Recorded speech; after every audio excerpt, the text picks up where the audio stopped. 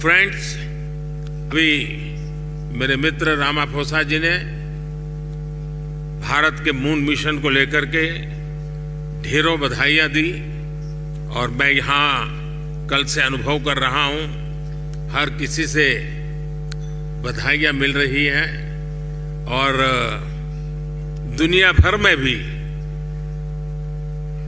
इस सफलता को एक देश की सीमित सफलता के रूप में नहीं, लेकिन पूरी मानव जाति की एक महत्वपूर्ण सफलता के रूप में स्वीकार किया जा रहा है।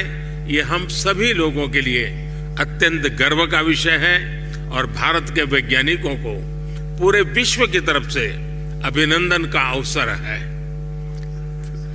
फ्रेंड्स, कल शाम भारत के चंद्रयान ने चांद के दक्षिण ध्रुव पर सॉफ्ट लैंडिंग की।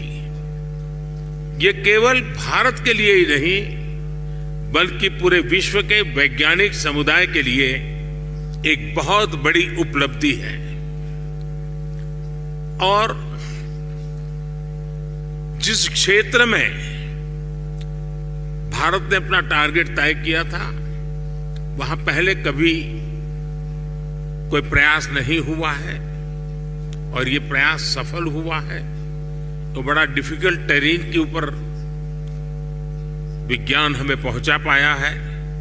ये अपने आप में विज्ञान की, वैज्ञानिकों की बड़ी सफलता है। इस ऐतिहासिक अवसर पर आप सबकी तरफ से मुझे